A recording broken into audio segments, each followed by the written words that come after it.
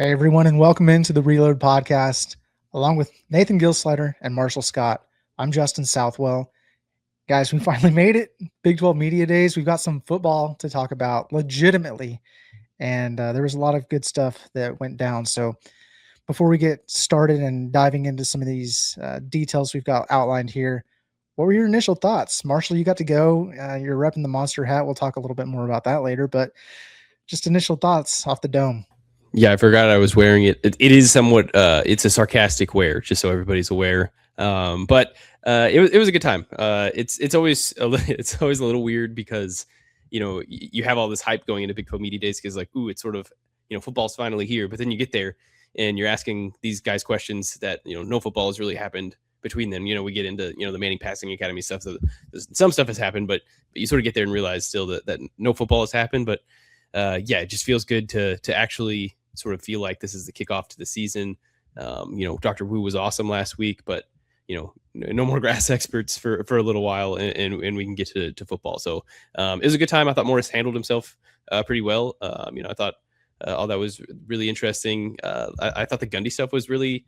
I thought that was like exactly how, if you're an Oklahoma State fan, you would have wanted him to like sort of obviously praise all the work that Gundy did, and then remind everybody that he's a competitor and that's sort of what he's chasing. So I thought that was like an awesome way to handle that sort of, I think, would get the fan base fired up. And yeah, I think overall it was really good. It was a bunch of guys that just last year they're at North Texas. Caleb Hawkins is a true freshman, and then all of a sudden they're getting on a private jet and flying down from Stillwater. I asked them about the private jet because I thought it'd be like, oh, all these North Texas kids, this would be like a cool experience for them. Caleb Hawkins said he gets creeped out in tight spaces.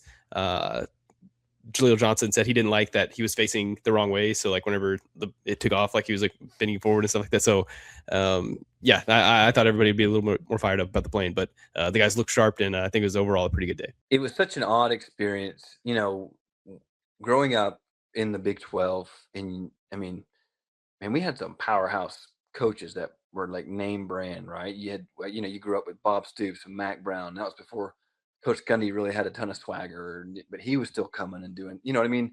You had Bill Snyder, you had all these legendary coaches, and then it was like Mike Leach. Mike He was Leach. even brought up at this media days. Exactly, right? And so legends. without Coach Gundy, it was just really weird to see because, like, I mean, I didn't get to find out if Coach Morris drinks a few pops and still drives every now and then. I didn't get to figure out anything interesting like that. But no, all joking aside, it was fun because it does signal your brain a little bit like, hey, okay, now I can start counting down, or now I can start thinking about Tulsa, what we're going to, what we want to do as a pod. And it's like, okay, it's starting to move forward a little bit. We kind of halfway joked about it last week, but I mean, I thought the OSU dudes looked phenomenal in their custom suits and really, really held themselves extremely well. Like, like I love Jaleel Johnson. Hey, best dressed. Okay, let's just go ahead and give him the award. The guy looked fantastic. So it's a little bit about that. So his chain, his little medallion that he had on. Tyler, who works with PFB, who's alongside me, he's like, hey, so what is on your chain?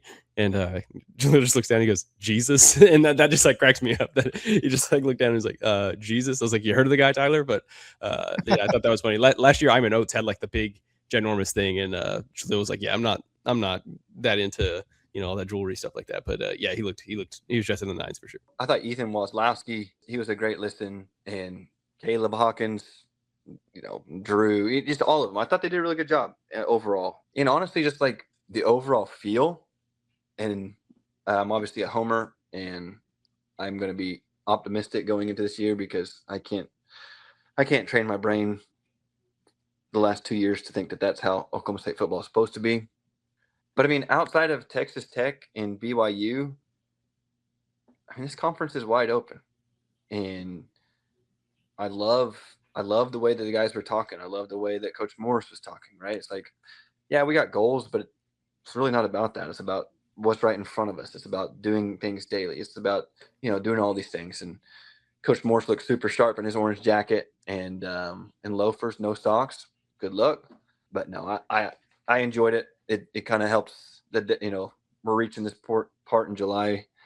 Things are hot. It's not a lot going on. So it's like, oh, football's getting closer. He kind of alluded to an old Gundyism of like, Caleb Hawkins never says a word, that kind of stuff. But it was like he had his own spin to it. Yes. We're going to start finding out what Eric Morris It- likes to say over the I years. will say one of my favorite things though was, thank God he said names and not numbers, and like talked about them like human beings. Coach Morse, that is, and was like, Caleb Hawkins. Yes, I watched this, or this film. I watched this film and did this, and this is how I was like, wow, okay, we actually got some insight into what's going on here. So that was fun.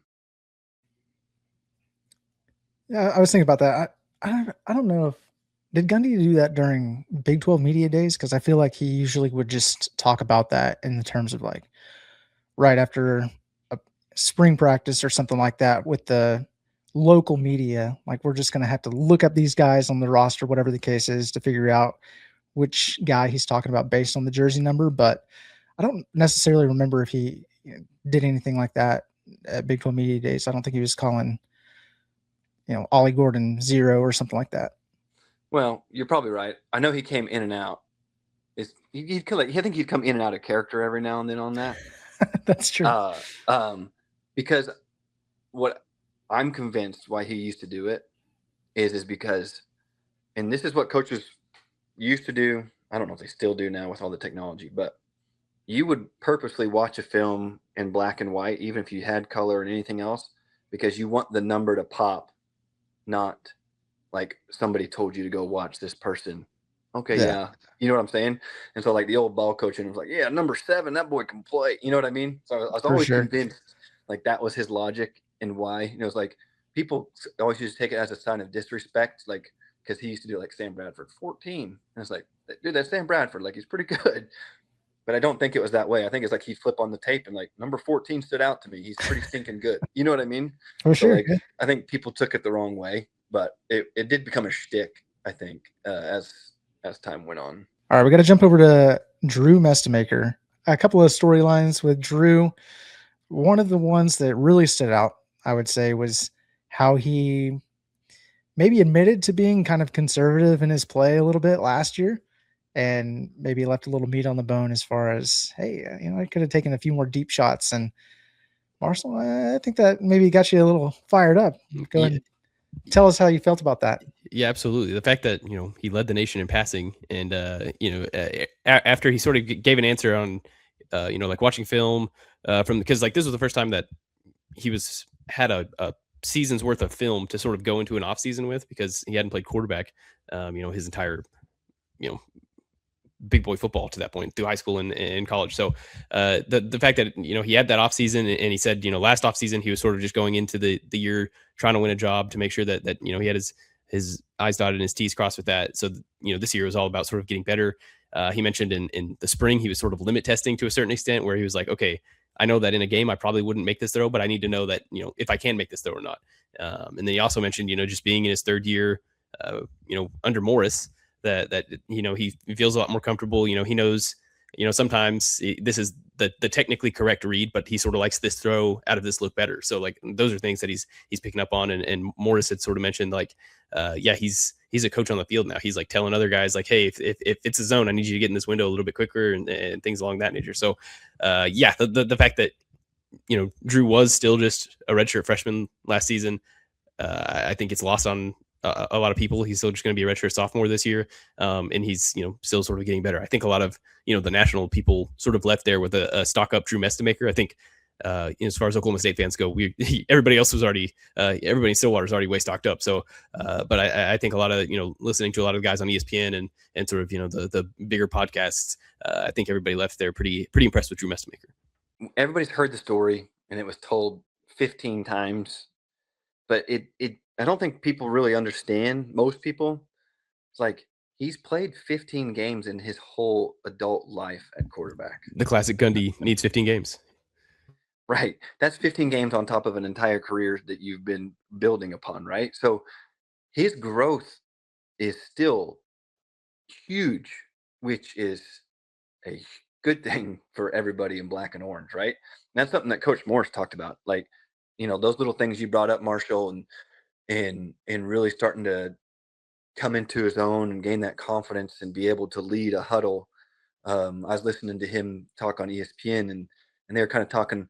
Louis Riddick was, I could tell he's kind of like doing like a little draft, ish questioning. And, he's like, what's your leadership style? You're like an alpha dog, you this or that. And, he's kind of unassuming when you hear him talk. He doesn't, really hold himself too much. But it's like one thing he knew was that if I don't play well and I don't put out on the field, it's really hard for me to command a huddle and come in there and have guys trust me. And so I think that he has that trust and that belief now, maybe even more so in himself, going into this and be like, hey, okay, now I'm kind of the field general here. Like I can tell my wide receivers, like, get 2 steps inside. Sometimes you have to yell at us. That's just what you got to do.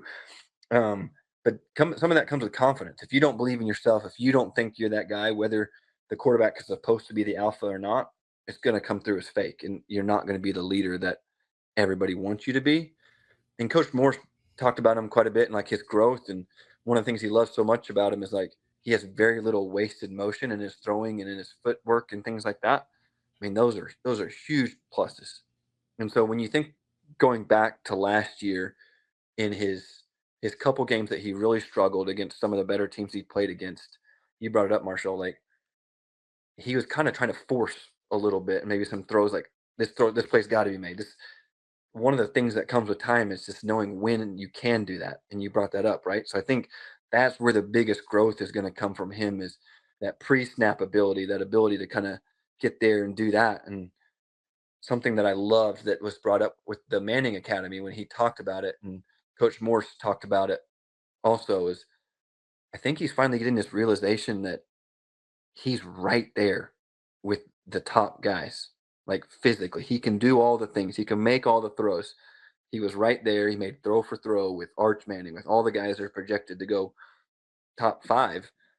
And I think once you do that as a competitor and you're like, okay, yeah, these guys are good, but nobody blew me away. Like nobody was like, yeah, I'll never be able to do that. You know what I mean? And so I think that mindset shift is really where a lot of his growth is going to come, because physically he's got all the tools you'd want. Yeah, that was my takeaway from the Manning Passing Academy stuff too. The fact that was something that he mentioned, and that something that Morris mentioned, that he saw himself next to the guys that are supposed to be the alpha dog quarterbacks of the sport, and he knows that he's right there with them. That was my big takeaway from that as well. Morris also mentioned that he got a lot of texts of just how humble he was, how good of a guy he was, how he's leading and stuff like that. So that's all good to hear as well. But yeah, I like the fact that they both sort of mentioned the competition aspect of, because they really go there as college counselors, and it's like one evening that they do this throwing thing. So yeah, I was juiced that they both mentioned the competition aspect of it.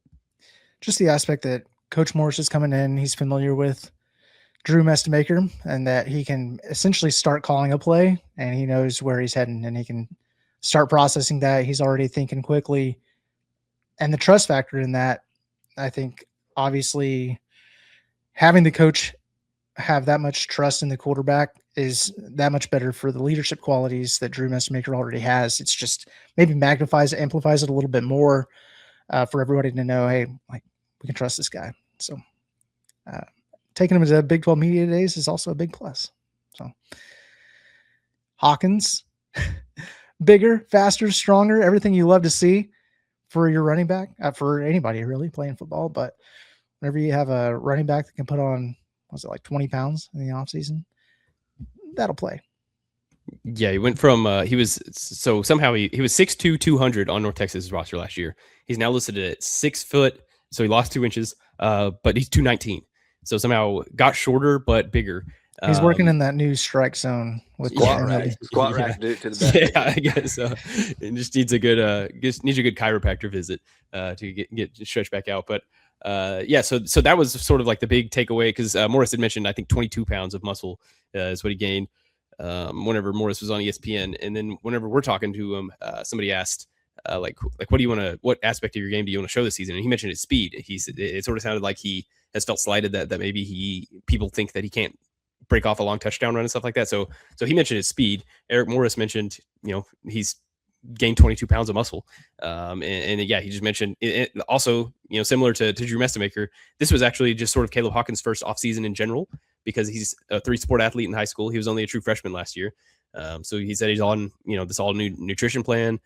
He's with the strength and conditioning coaches to sort of, break down his running style and help pick up on the speed. And he said he's jumping higher, he's running faster, and he's lifting heavier weights. So for a guy that led the country in touchdowns last year, all thumbs up as far as I'm concerned.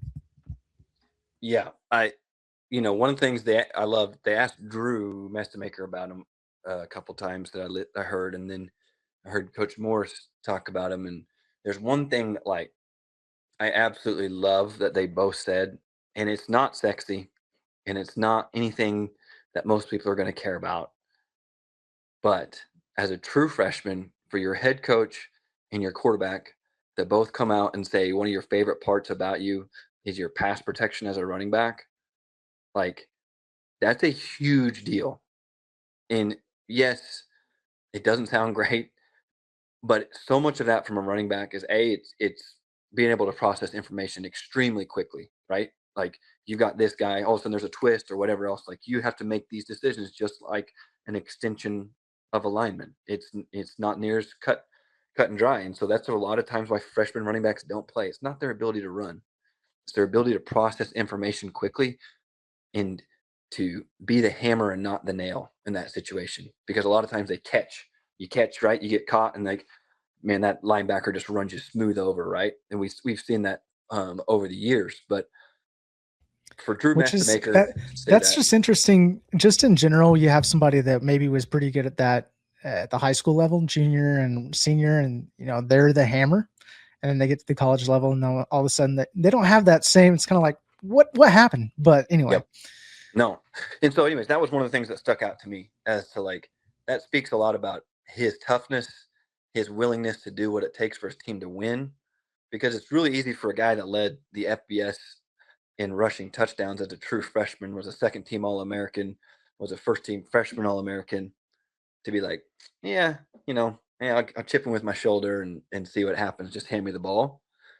For you to put your nose in there and your quarterback to trust you on the backside or whatever the call is, and Coach Morris to not have to pull you off on third down as a true freshman because he knows you're going to pick up the blitz, and then you do the job as a running back, that speaks volumes to me about what you're getting in Caleb Hawkins.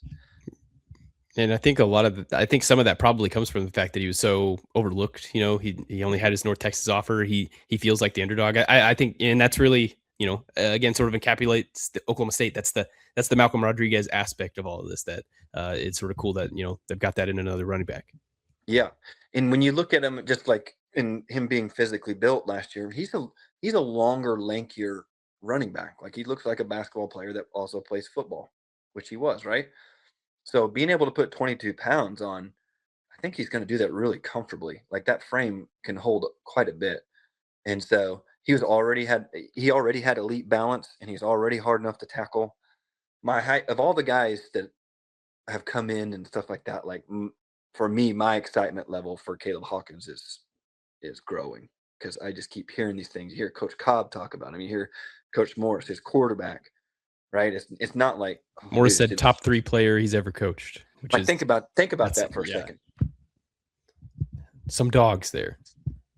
You thought Cam Ward, Patrick Mahomes, John Mateer, Drew Mestemaker. That's just the quarterbacks. I mean, I don't think Coach Morris is not the guy that blows smoke. He shoots you pretty straight. That just tells you how they feel about this kid. It speaks volumes to me.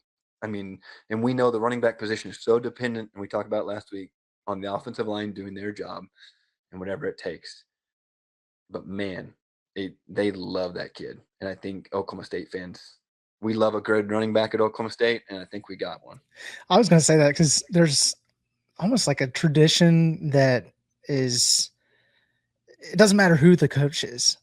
Running backs at Oklahoma State, generational things. We got to keep this going. Starting off strong. All right. Ethan Wesloski. One of the things that I enjoyed him talking about was it's kind of some of the same things you hear from some of these other guys where they're processing things quickly, play fast, but he talked a little bit about tackling in open space and how it's one of the hardest things to do. Not the hardest, but one of the hardest things to do in football. And it seems like he's pretty good at it. So we have not had necessarily the best open field tacklers at Oklahoma State in recent history, outside of maybe Nick Martin that I can remember chasing those guys down. But I'm excited to have another guy like that on the defense. We can. What number is he? That's the thing. We know everybody's name now. I've got to look at the number. I've got to figure out what number he is. Yeah, I believe he's 32. That's what made 32? The spring game was a nightmare because the media, we were keeping our own stats, but it was just all numbers at that point because you don't know the mannerisms yet. You obviously don't know the numbers. It was the spring game was just like I think they looked good, but I have no clue who anybody was. Turns into one of those still. So impressions on Wesloski. First of all, he's extremely polished. You can tell he's a leader, just like the way he talks. You can tell he wants to be the, whether he is or not, like he wants to be the guy with the mic on. He wants to be the guy that, it's 3rd and 1 and he wants that ball coming right at him. Like that's his mentality. The way he talked, he talked quite a bit about his other teammates. And while I think that the defense is going to be a work in progress, I think the linebacker room is going to be one of the stronger units on the team. He brought up, Tate Romney and we know that some of the other defensive ends are going to be that stand up as well. And I think they're going to be really multiple on the edge, that linebacker. But like you said, Justin, I mean, maybe Malcolm Rodriguez, Nick Martin are like the last 2 guys that we've had that really could go get a tackle in the open field. And I've seen Devin Harper always underappreciated. Well, you're right. You're exactly right. That's my fault, Mr. Harper. But I'm excited about him. He was one of the first guys whenever we went to practice and watched, and I didn't really have too much. I was like, that's a big boy. And he can move. Right. So I'm excited about him. I love the way that he held himself. Somebody asked him about, stepping up, from his conference to the Big 12 and what's your mindset. And I mean, and it was great. He's just like, I want to be the best. I want to play against the best. I want to do this. I want to compete. I want to beat them, and I want to keep moving forward, essentially. And he was just like, his mindset is in a really good spot of like, yeah, there's going to be better skill position players we're going to see. I want that challenge. Like, come on. And that's all you can ask. Like, just go out there and compete. And he's definitely ready to do that. Yeah, I think something that I've just been like, whenever I think of Ethan Wesloski, I think about the last couple of seasons and, how different a defense can be with, a great linebacking core and sort of an average linebacking core. Because you think to Malcolm Rodriguez and that 2021 defense, you think of, Nick Martin's crazy season where it was like the most tackles since like the 1980s or something like that. So, if Brian McCoy, everybody, we were really excited about that group, going into last year. For many circumstances, it didn't necessarily pan out, but you certainly are hoping that this Wesloski, this Tate Romney, Isaiah Chisholm could sort of more develop into a better linebacking core, certainly than what they've had the last 2 years since it was Nick Martin. He got hurt in 24 though, right? He got hurt. It's true, yeah. So, but yeah, so every time I think of Ethan Wesloski, I'm just like, okay, if he can be closer to a Nick Martin, Malcolm Rodriguez, which is saying a ton. I think sure. They're NFL guys, right? Yeah. So that's just sort of every time I think of Ethan Wesloski, I think of, all right, is this a Malcolm Rodriguez? Is this a Nick Martin? Or is this, in no slight whatsoever, to Brian McCoy, who is a guy who had a lot of tackles at the lower level, came up and just didn't work out at Oklahoma State, like I said, for a lot of reasons last year. But if the linebacking core can be solid, I'll feel a lot better about the defense. And then the last representative for Oklahoma State, somebody that's orange to the bone, Jaleel Johnson, the guy who is dubbed most dominant in the spring. Yeah, so I've held Jaleel Johnson's stock for a really long time now, and it's because I'd go into after practice to interview them, and he would be standing there, and I'm like, holy crap, this is a mega human. I just sent you guys a photo of what he looked like last spring. This was the 2025 spring game.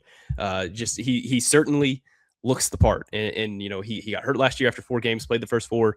Didn't get to continue playing, but at last Big 12 Media Days, I've got this pulled up. That's where I got the photo from, this article, where Iman Oates, who, by the way, little side note, nobody knows on Iman Oates. It's in the court's hands apparently. Who knows if Iman Oates is going to play next year or not? But at last Big 12 Media Days, Iman Oates said that Jaleel Johnson is going to be a problem for people. And he gets hurt after 4 games, doesn't get to play the rest of the year, and then he comes back. And Eric Morris mentioned to many people that he's the most dominant defender in the spring. Jaleel mentioned that that was good to hear because he was still sort of coming back from his shoulder in the spring. So yeah, it's all looking up for Jaleel. Like I said, he certainly looks the part. He's listed at 6'4", 270, and it's just freaky type stuff. I remember, because it's my job to do this kind of stuff. Jaleel got his offer by going to a mini camp, but it wasn't even like one of those camps that like the down and dirty lineman camp, that they sort of like market. It was like one of those camps that you could like pay to go to. I don't know if they like invited him to. I don't know, but it was just sort of one of those camps, and he shows up to it, and it's Greg Richmond, offering him a scholarship, and then these last however many years happen, and here he is. But yeah, he's developed into this physical freak, and if you see him, you'll be like, yeah, that's an NFL guy. And Eric Morris mentioned, this is a guy that could be playing on Sundays. Yeah, I mean, and Coach Morris talked, like, this is an all Big 12 caliber player. Like, this is who I think he is. I love one of the things whenever they asked, and they're like, why did you stay? And because he had other offers. Obviously, he's a very good player. It's huge. And he was like, all it really took was Coach Morris to call me and tell me he wanted me there, and he wanted me to be a big part of changing this and be a leader. And I thought that just speaks volumes to like how much he loves Oklahoma State. Like, he wasn't looking for a way to get out. He was just looking for somebody to ask him to stay. And that's pretty rare in today's day and age of football. And so I hope that we appreciate that as a fan base. I know I do, just as an individual, because it's hard for me to fathom, but like, he hasn't had a win at Boone Pickens Stadium in almost 2 years. Or, I mean, a Big 12 win, I should say, a conference win. And like, that doesn't register with me still. Like, that doesn't, like, it just doesn't. It's like they kept saying it at the podium. They're like, well, Coach Morris taking over, and everyone asks these questions. And it's like, and even Coach Morris talked about it. Like, we're going to have to teach some of these guys how it feels to win again. And then that becomes contagious. But that was never anything I thought about. But whenever long story short, like, when he started thinking about that, like, when he started talking about that, I started thinking about it. And I just was like, I really want this kid to explode and do well. He seems like he's about the right things. He comes in, he believes in a brand new staff with everything around him has changed. So essentially, he transferred in to the school that he was at. You know what I mean? And he's obviously bought all in because Coach Morris brought him to the Big 12 media days, and you don't do that if you're not a leader and you're not doing what's asked of you. And I just think it speaks volumes to him. And he's poised to have a really, really good year. And I think he can if he stays healthy. This was a funny exchange that Tyler found out that whenever Morris asked Jaleel, like, hey, you're going to Big 12 media days, Jaleel was like, are you sure you don't want to find somebody else that you could send? And apparently Morris like sort of was like, Jaleel, you're going. Like, if you don't want to talk in front of people, you shouldn't do it so well. So I thought that was a funny aspect of it. That's awesome. How about some of these other defensive guys that Eric Morris shouted out? You got a list of names for us, Marshall? Yeah, absolutely. So I feel like with the offense, we all sort of know who the guys are going to be. Like, it's going to be Drew Mestemaker. It's going to be Caleb Hawkins. It's going to be Chris Barnes. It's so for this happened while Morris was on the main shades. He just started name dropping people, and I was like, okay, I got to write this down. Ethan Wesloski, who I think we all knew. Jaleel Johnson, who we all knew because they brought them there. LaDainian Fields, he comes back. He really took off at like the last 6 games of last season, had that interception return for a touchdown against Arizona. He had 2 picks, and according to PFF, he allowed 2 receptions last year. So that's a pretty good, that's a pretty good stat. Christian Bodner, the nickel out of Liberty, he's the guy that had the brain inflammation that he lost most of the 24 season, comes back, was a comeback player of the year type. That was a guy that, in watching his film, I was pretty excited about. Tate Romney got name dropped. That is, he spent time at BYU. He spent the last 3 seasons, I believe, at Arizona State. I think it was between sort of Romney and Chisholm in terms of like, okay, who's going to, be the Batman to Wesloski's Robin in terms of the linebacker room. And, it could have just been that Morris was running through names and forgot Chisholm's for a second, but it seems like Romney's that guy. And then Quentin Hammonds, the safety from UNT, also got a shout out. 6'1", 206 pounds. He's a true junior. He had 53 tackles, 5 tackles for loss, a sack, and 2 picks last season at North Texas. And then some of the guys, I believe both of the guys, whenever they went on the sports animal, mentioned Braylon Rigsby, the Texas Tech defensive tackle. That could be huge because I think, we all know the defensive tackle room was sort of the one that everybody's looking at. Like, did they get enough here? So if Braylon Rigsby, you can develop into a guy that's pretty good. I think he's like listed at like 280, so he's not going to be your true nose guard, type. But yeah, if they can have a guy on the interior that's more than capable of handling himself, I think this defense levels up a little bit. Yeah, anytime your teammate, and much less two teammates not knowing the other person's answer, name the same person as somebody that like stuck out to them, that means he's doing something. And so I'm excited about that, right? You brought it up, Marshall. Anytime you're talking about interior line play, things like that, I think whenever you're making a big change like this, coming up from level to level, that's where you're going to see the most of it, because every level is going to have a couple skill guys that can really go, and they end up playing on Sundays. And you're like, how did that dude from Ohio University or whatever it may, had a 7-year NFL career. So you see that things like that all the time. But it's that interior part. And I know Rigby was from Texas Tech, but my point being is that like when you're pushing everything together, you're trying to build these new rosters. That's the most expensive place and the hardest place to do it. And so if you're able to find somebody that sticks out like that from your two guys, which the guy directly behind you in the linebacker who's watching you play, if you're sticking out to him, that means he's able to do his job. And the guy next to you on the edge, he's saying, this guy is a dog, because he lets me do my job. That guy's really getting after it. So that meant a lot to me to hear both guys say the same name. All right. I've put it off for long enough. We've got to talk about it. It's Monster Energy drink discussion. I think you did well. Time. I think you did well in not just bringing it up right off the rip. We wanted to get to the important things first, not this. All right. But listeners, I do appreciate you coming along on this journey and hearing me rant from time to time about things. I don't want to do this all the time. All right. I want to love college football. But here we go. Nathan, I'm gonna let you tee this up, okay? Because we were kind of going back and forth in the DMs a little bit, and you were basically saying you weren't understanding the hate that Commissioner Yormark was receiving for this move. So I'm gonna let you start the discussion, and we'll go from there, because I don't want to just come out here and say this is dumb. I want to have a legitimate back and forth discussion here. So I'm gonna toss it to you first. So for everybody that, if you don't know yet, the Big 12 has signed a partnership with Monster Energy Drink, reportedly around the $20 million mark per year.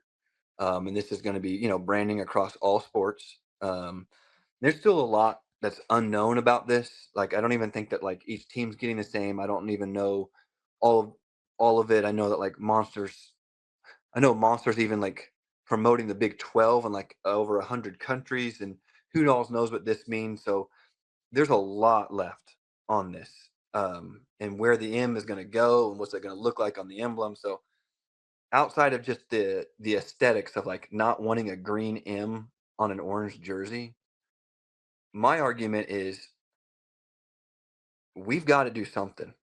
And I understand, like, you may not like it, you may not agree with it, but what I can tell you is, if let's just say Oklahoma State is going to get a $1.2 million a year out of this, and that's the difference between us being able to keep Caleb Hawkins and Drew Mestemaker next year, then it was worth. Then throw 6 M's on the jersey for all I care. The Big 12 is not in a position like the SEC or the Big 10 to be like, nah, we got stuff not going to change. I despised the glass floor last year, and it went terribly at the Big 12 tournament. But we tried something new, and we tried to keep standing out in that way. And I just think that that's kind of like, that's where we're at. And I don't like it. But people are like, well, the price is this and that. You know what? Like, a solo patch you've got a tie-in. Usually it's somebody that went to the university or has a tie-in to the university, and they're going to overpay because they want to help out. The price is the price. And people are like, this is a terrible deal. We don't know that because it's the first of its kind. And the reported version of it was like from Allstate several years ago. Well, that deal never came to fruition. And that deal was not even that much more reported than what this is. And so my stance is, I get it, you don't like it or whatever, but we've got to do something. And $1.2 million is not nothing whenever we're $20 million behind Texas Tech in our own conference. And they're not even in the lead in the nation. So if we got to compete, our billionaire passed away at the wrong time. So we've got to start compiling the ones and twos and the whatever else anywhere that we can. And if it's unfortunately giving away something on the jersey, which I don't like, but it allows us to compete on the field, sign me up. And that's kind of my stance on it. Yeah, I think for the most part, your mark is probably just the brunt of people's frustration with the state of college football and where it's heading and how everything is just being commercialized, thrown in our face, and we don't like the way that it looks. You brought up the glass floor, though. I kind of wonder about like the glass floor for the Big 12 tournament in basketball, the Monster Energy drink patch. We're doing these things to potentially get the Big 12 out there more exposure and all that stuff. But is it hurting the conference? Is it making it look more like the Big 12 is a joke because they're doing all these gimmicky things? I mean, I do think you run that risk, but nothing makes you look more like a joke than getting shut out in the one playoff game that you actually do play as a conference. Nothing is worse than not winning a national championship in the sport of football for over a decade. Like, we've got to compete. And in the next 3 or 4 years, if our beloved university continues on the track that we're going, we're going to be playing in the Ohio Valley Conference. Well, in a And lot we're of not going to be making cases, any money. OU was representing the conference back in the day, and they were the ones not getting it done. Now they're in the SEC and they're making money. But I digress. Okay. What else can I say about this? The deal, I agree. The price is the price. You're 100% correct in that. It's like we'll get what we get. It's not going to be compared to, say, that the Thunder, the Boston Red Sox with their jersey patches, because they're professional sports organizations. They've got millions of views, followers, everything else. So for that expectation to be put on Oklahoma State is completely unrealistic. I do kind of wonder about, so Monster Energy drink estimates to have $500 to $600 million ad budget. And they're just kind of like throwing this in there as just a little bit. I just kind of wonder if it really helps that much, if it really helps the Big 12 that much, if it really helps Oklahoma State that much. I do agree with your sentiment about, hey, if it helps keep Drew Mestemaker here, Caleb Hawkins here next year, yeah, that makes sense to me. But I also kind of think of like Ohio State, for example, could come in and basically spend what Monster Energy drink is giving us and pluck one of the best receiver recruits from us just because they can outbid us. I don't necessarily think that this deal moves the needle for really Oklahoma State, but also the conference. But I sort of think that's to what Nathan is saying, that you're adding your ones and your twos. So, maybe it's not just this deal, but then it's also the Osage deal. And it's also, what's on the field, is Bank of Oklahoma that's on the field. And it's sort of just an accumulation of all those things that you sort of hope you can just batten down the hatches enough to keep what you can and, not get run out by the big dogs in terms of finances. I'm in the same boat that I was with the Osage thing. It's just, this is a grosser logo to put on an orange uniform, 100%. It is, like we know all of the memes that come with Monster, and you know what I mean? Like I completely get that, and the branding and whatever else. But like, I don't want our uniform to look like Cole Trickle and Ricky Bobby running down the field. But we are in a dire situation as a university in the sport of college football. And you're right. Ohio State can come take them right away. But you know what? If that means that we get a recruit over Kansas State or we get a recruit over TCU or whatever, a couple recruit. You know what I'm saying? Like, I get your sentiment, and yes, if we get more money, then maybe Ohio State would just spend more money. But I'd love to find out if we could actually get there, or at least get to the second table, because I think we're kind of on the third table right now. Yeah, So I don't see that happening because we've opened the door for it, and if it's going to work for us, then it's going to work that much more for the halves of the world. Ohio State, Michigan, Penn State, they're going to be able to sign these similar brands. It could even be Monster. Monster could be like, hey, I know that we've got this deal with the Big 12, but hey, this looks pretty good over here, and we want our brand to get a little bit more. Let's pay Ohio State 25 million just because they're Ohio State, and they get that much more. It just kind of seems like it's a futile attempt at what we're trying to do. I feel like it's just going to drive the prices up on some of these guys that, I don't think so, because let's say like Arkansas's already got a Tyson patch on there. It's like $5 million a year. Well, Tyson is one of the biggest donors to the University of Arkansas, so you can't compare Tyson to the Monster deal, right? Like you brought that up. Like, it doesn't make any sense. People try to do these apples to apples things. It's not the same. But I mean, I'm gonna go down shooting, because like, just because Ohio State's always gonna make more money than Oklahoma State. Like, they just are. But that doesn't mean I'm going to quit trying to get closer, because they could just trump us at any moment, or Penn State could, or whoever it may be, until there's legislation. I mean, this has been the case forever. I mean, SMU was the best cheater in the 1980s. That's why they were really good, until they found some kind of regulation and started, hacking. It's the same thing now. I mean, yes, we know people are cheating, but just realistically, it's like, even LSU today put out a whole statement essentially saying, like, but we can't keep this up. And they're in the top 5. And they're like, this is unsustainable. Like, their governor is getting in on this thing, and like, they're trying to figure out ways that are going to, they basically said they didn't announce what it was, but they're like, we're changing the whole landscape of NIL and how we do this, because we've got to find a more sustainable way. And so it's like, if LSU has to, Oklahoma State certainly has to. And yes, we may only get one when they get 5, but we're going to get one. And you know what I mean? Like, you've just got to keep chopping at the wood until something comes in regulations. Yeah, I sort of get what Justin's saying, in that, is this just going to lead to everybody doing it? I think back to like whenever Instagram was sort of first came out, and it was literally just like a photo place for you and your friends, and now it's like you scroll and there's 3 ads, and then you scroll again, and I think it does sort of just, okay, if this just turns into, now everybody has the ad money, but we've all got these weird jersey patches on. I certainly get what Justin's saying. It's just I think it's just capitalism, baby. I don't want people to think that this is a bad deal or it's a good deal. I'm indifferent on that aspect of it, because the people that love the brands, right? It's like, oh, I love Buc-ee's. So whenever Buc-ee's goes on Texas A&M's jersey or whatever, yeah, throw that beaver on my left shoulder, dude. Let's go. But it's kind of like, I guess I just don't. Gosh, here we go. Marshall switched his hat to a Buc-ee's hat. Going to Vegas this weekend. This is to keep the sun off me when we go to the pool. There you go. I guess I don't understand the brand loyalty to that extent, where it's like, I want this brand to be on my university's jersey. I don't know. It's weird.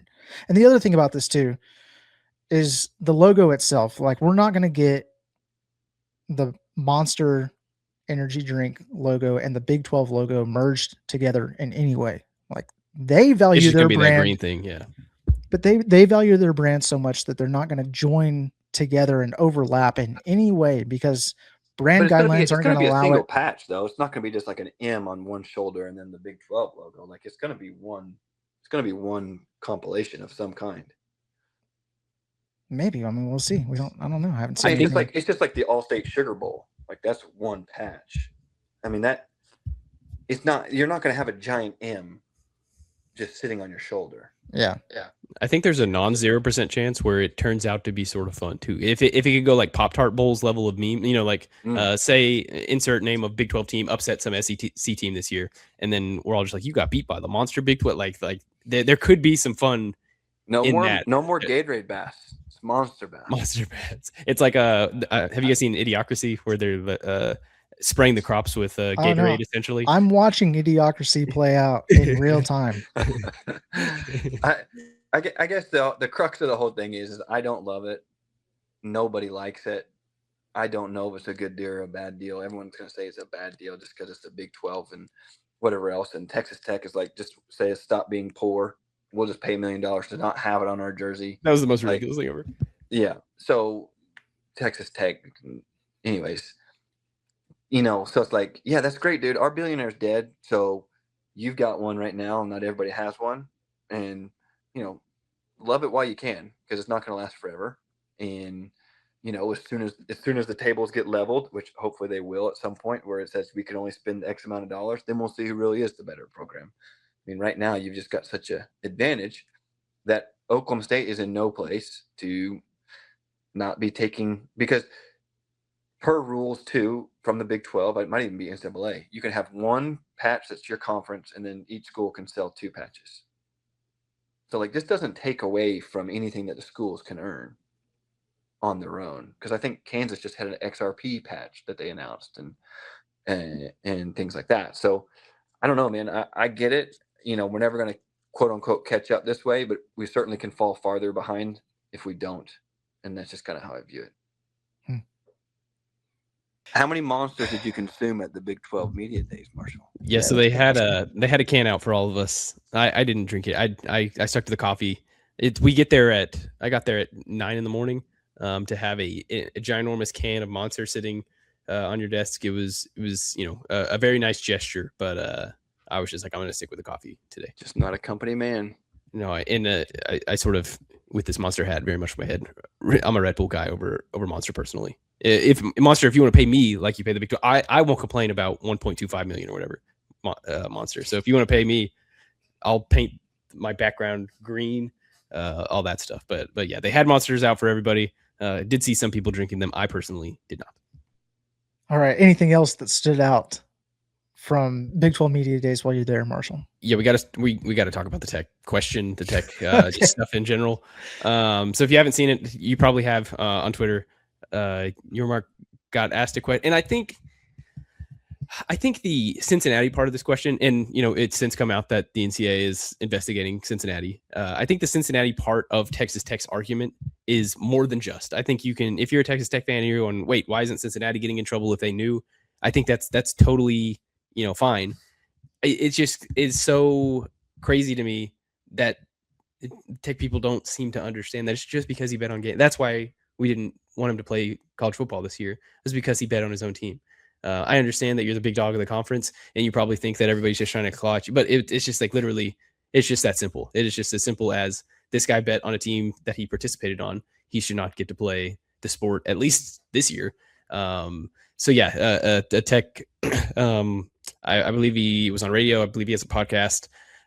Asked him, the paddle people got involved somehow because tortillas getting thrown on the field that sometimes turned into batteries, and paddles slapping against the mats are different. It was a weird question. He had to ask it twice. I didn't think that Brett Yormark's response to it was all that great either. Honestly, I don't think anybody left that exchange looking totally good.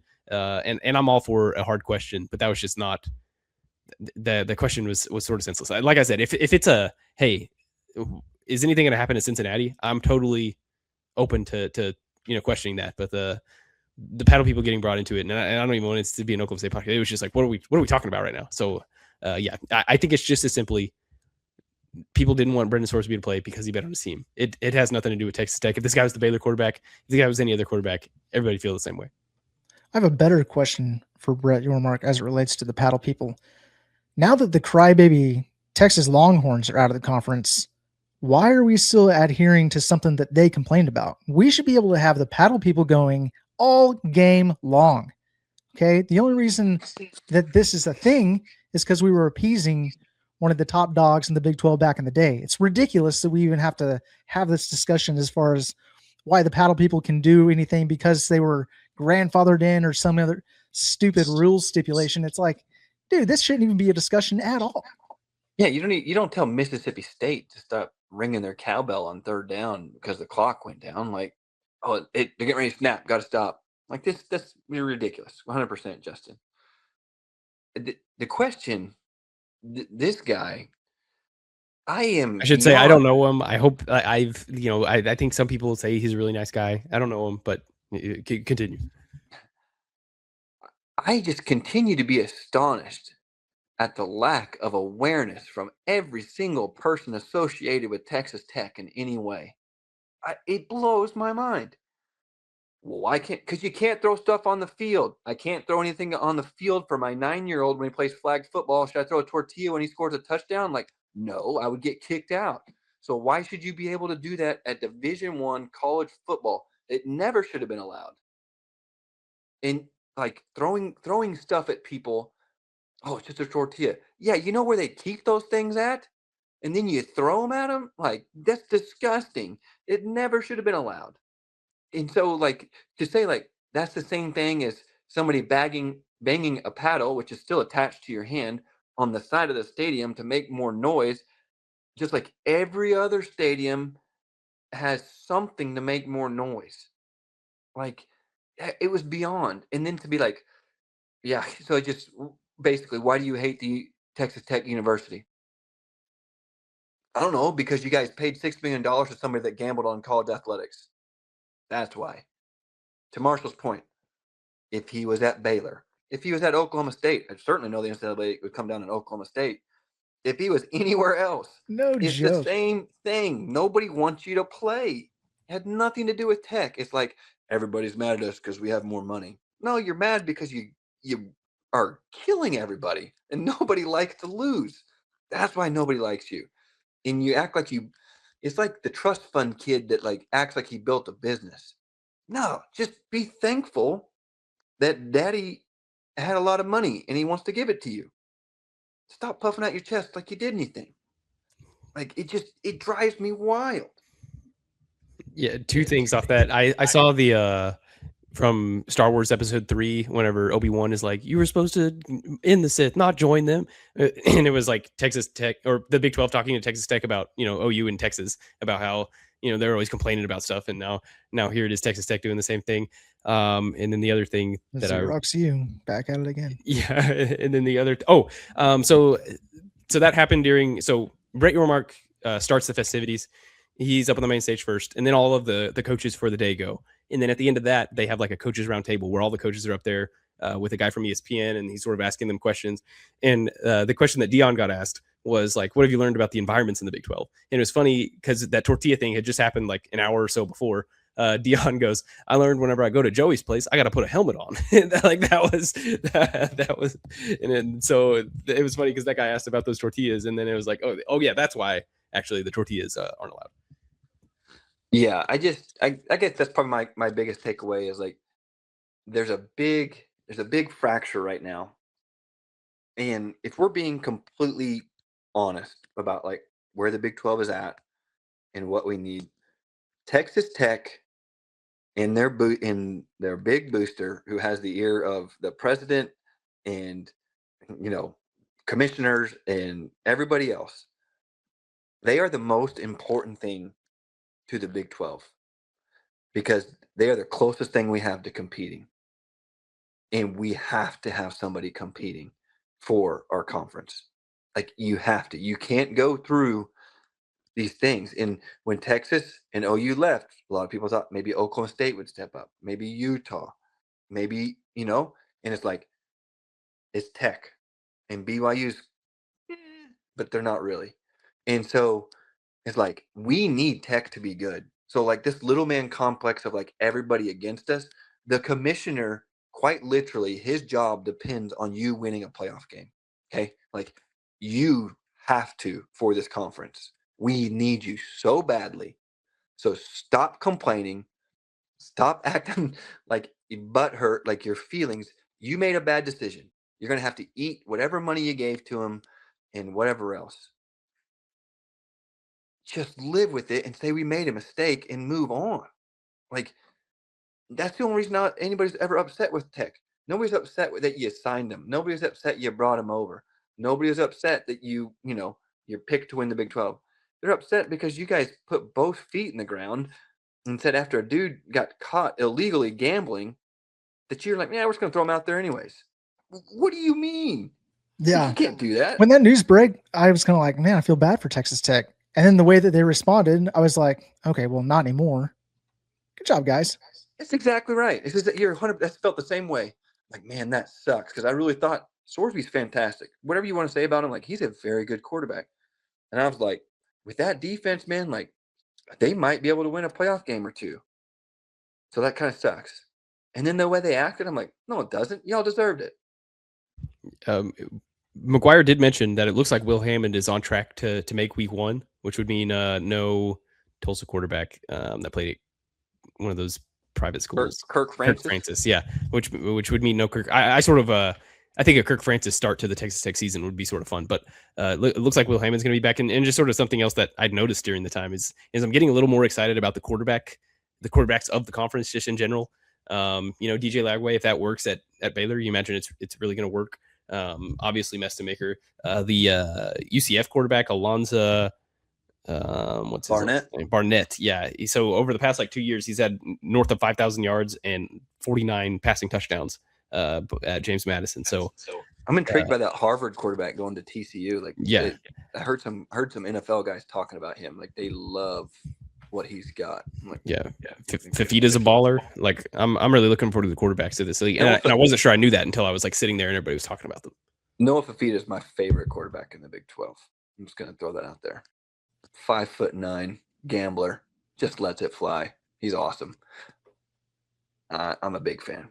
He might be my pick for Big 12 Player of the Year. Gambler, you say? Yeah. On the Let's field. look into this. All right, guys. Well, hey, we appreciate you for listening. If you would, please like, share, and subscribe to show your support. Drop a comment if you'd like. Rate us, review us, wherever you listen to your podcasts. We'll see you next time. Keep those pistols firing, and remember to reload. Go Pokes.